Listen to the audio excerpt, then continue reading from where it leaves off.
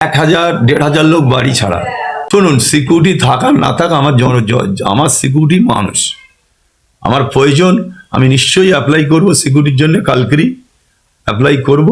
যদি সিকিউরিটি দিল না দিল, মানুষ তো আমার সাথে আছে, দেখবো। সেন্সিটিভ জায়গা, হাইলি সেন্সিটিভ, ওখানে অনেক পরিকল্পনা চলছে। আরাবুলকে মেরে দিলে ওরা শান্ত হয়, সেসব চলছে। তারপরেও এই বাংলা পুলিশ আমাকে সিকিউরিটি দিতে চায় না। না দিলে আমরা দেখবো কেন্দ্রের কাছে সিকিউরিটি পাই কিনা, সেটাও কথা বলবো। নিশ্চয়ই আমরা কোর্টে গিয়ে এটা আবেদন করব যে আমার সিকিউরিটির প্রয়োজন। অত্যন্ত টাফ জায়গা, অত্যন্ত একটা সন্ত্রাসকারী জায়গা, আমি সেখানকার ক্যান্ডিডেট, তাই আমাকে সিকিউরিটি দেওয়া হোক, আমি সেটা আবেদন করব।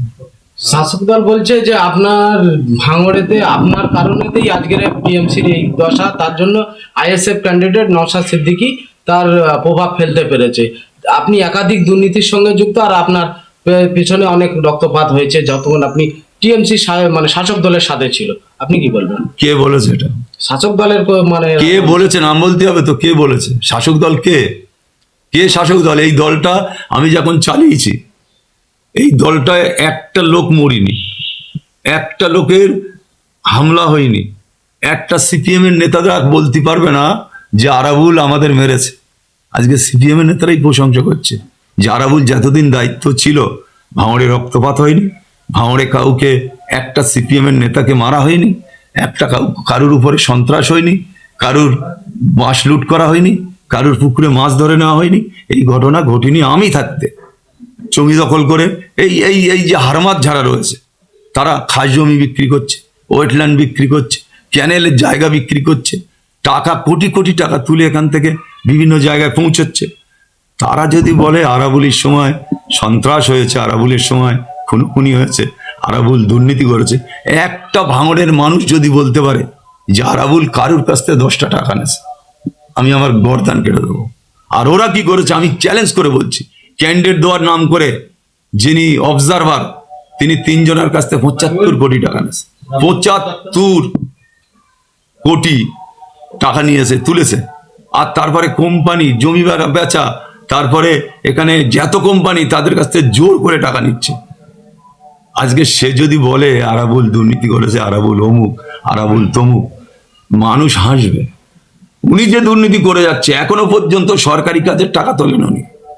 রাস্তার কাজ যদি টাকা 20% টাকা উনি তোলেন, আমার সময় তো কোনোদিন হয়নি। কোনো কেউ বলতে পারবে না যে আরাবুল জোর করে কোনো যারা কাজ করছে রাস্তার কন্ট্রাক্টরদের কাছ থেকে আরাবুল টাকা নিয়েছে। আর উনি 20% টাকা কেটে নিয়ে তারপরে ওনারা টাকা দিচ্ছে তাদের। এইসব কি দুর্নীতি? রাস্তায় একটা কাজ হচ্ছে, 1 কোটি টাকা কাজ হলে 10 লাখ নিয়ে নিচ্ছে, 10 লাখ নিয়ে তারপরে তার কাজে কন্ট্রাক্ট দিচ্ছে। এই ধরনের নেতা হচ্ছেন উনি। ক্যানিং শেষ করে দিয়েছেন উনি। ভাঙড়ে ওনার জন্যে আজকে তৃণমূলগুলো সব আইএসএফে চলে গেছে। আজকে যখন আমি আইএসএফে জয়েন করেছি, হুড়মুড় করে ভেঙে সব তৃণমূল সব আইএসএফে চলে গেছে। আগামী দিনে ওই বাবুরা ভোটের কাছাকাছি 10টা করে লোক বুথে পাবেন। সেই কারণে আজকে রাস্তায় অবরোধ করছে, আজকের এখানে বলছে, ভুলভাল বলে বেড়াচ্ছে, আমারে গাল দিচ্ছে। আরে গাল তো দেবে, চোর তো বলবে। তুই চাকরি থেকে সব, তুই 100-150 ছেলের চাকরি দিচ্ছিস টাকা নিয়ে, 10 লাখ 12 লাখ করিস, তা তুই চাকরি চোর না?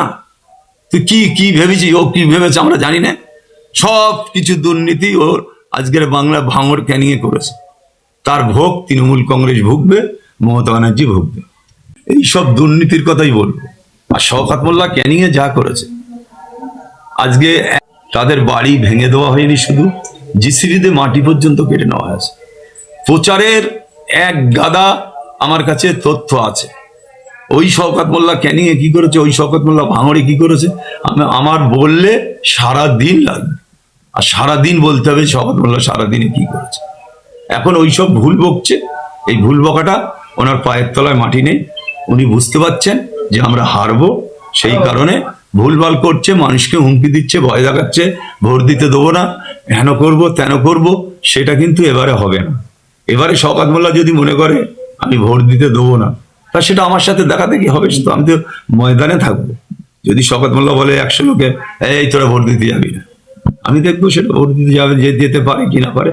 আমরা প্রোটেকশন, আমরা এবারে নির্বাচনে প্রোটেকশন চাইবো, প্রোটেকশন পাবো।